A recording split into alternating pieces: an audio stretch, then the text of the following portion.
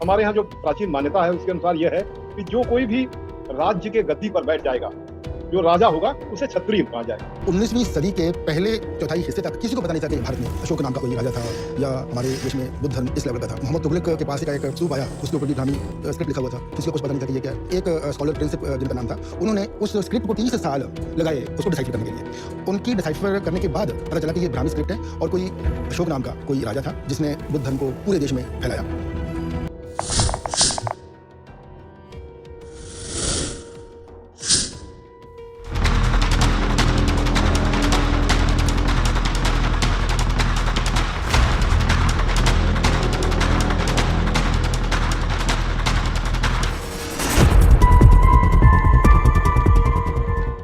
सम्राट अशोक ईसा पूर्व 304 से ईसा पूर्व 232 मौर्य राजवंश के महान सम्राट थे।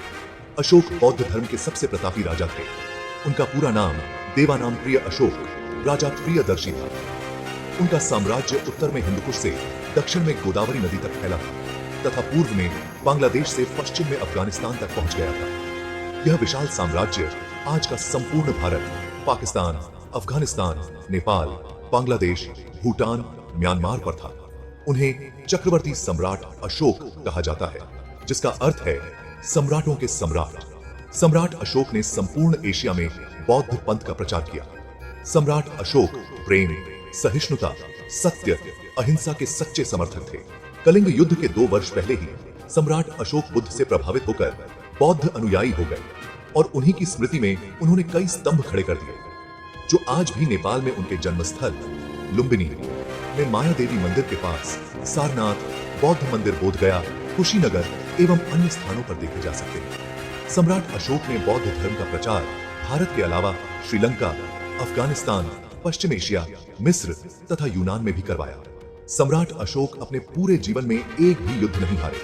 सम्राट अशोक के ही समय में 23 विश्वविद्यालयों की स्थापना की गई। ये अशोक एक बहुत महान भारत का ही नहीं विश्व का एक अद्भुत राजा है और अशोक की सामना या अशोक की तुलना और हम किसी राजा से नहीं कर सकते। उसके अद्भुत त्याग, तपस्या और जो विश्व में शांति की जो लहर फैलाई, वो एक पहला सम्राट विश्व में दिखाई देता है। एसी वेल्स ने सही लिखा है कि अशोक सूर्य के समान हमेशा चमकता हुआ एक सितारा दिखाई देता है। उसके समान कोई राजा नहीं हुआ। अशोक काल में उकेरा गया प्रतीकात्मक चिन्ह, जिसे हम अशोक चिन्ह के नाम से भी जानते हैं, आज भारत का राष्ट्रीय चिन्ह है। बौद्ध पंथ के इतिहास में गौतम बुद्ध के पश्चात सम्राट अशोक का ही स्थान आता है। दिव्यदान में अशोक की एक पत्नी का नाम तिष्य रक्षिता मिलता है। उसके लेख में केवल उसकी पत्नी करुणावती है। अशोक का ज्येष्ठ भाई सुशीम तक्षशिला का प्रांतपाल था। सुशीम के अकुशल प्रशासन के कारण विद्रोह पनप उठा। राजा बिंदुसार ने अशोक को विद्रोह के दमन के लिए भेजा। अशोक की प्रसिद्धि से सुशीम को सिंहासन न मिलने का संकट पड़ गया। उसने सम्राट बिंदुसार को कहकर अशोक को निर्वास में डाल दिया। वहां उसे मत्स्य कुमारी कौरवकी से प्रेम है। बाद में अशोक ने उसे रानी बनाया। सम्राट बिंदुसार ने अशोक को विद्रोह दबाने के लिए बुलाया। वह बौद्ध सन्यासियों के साथ रहा। यहाँ पर देवी से अशोक को प्रेम हो गया। कुछ वर्षों के बाद सुशीम से तंग आ चुके लोगों ने अशोक को राज सिंहासन हथिया लेने के लिए प्रोत्साहित किया, क्योंकि सम्राट बिंदुसार वृद्ध तथा रुग्ण हो चले थे। चक्रवर्ती सम्राट अशोक ने अपने राज्याभिषेक के 8वें वर्ष यानी 261 ईसा पूर्व में कलिंग पर आक्रमण किया। सम्राट अशोक ने भारी नरसंहार को अपनी आंखों से देखा।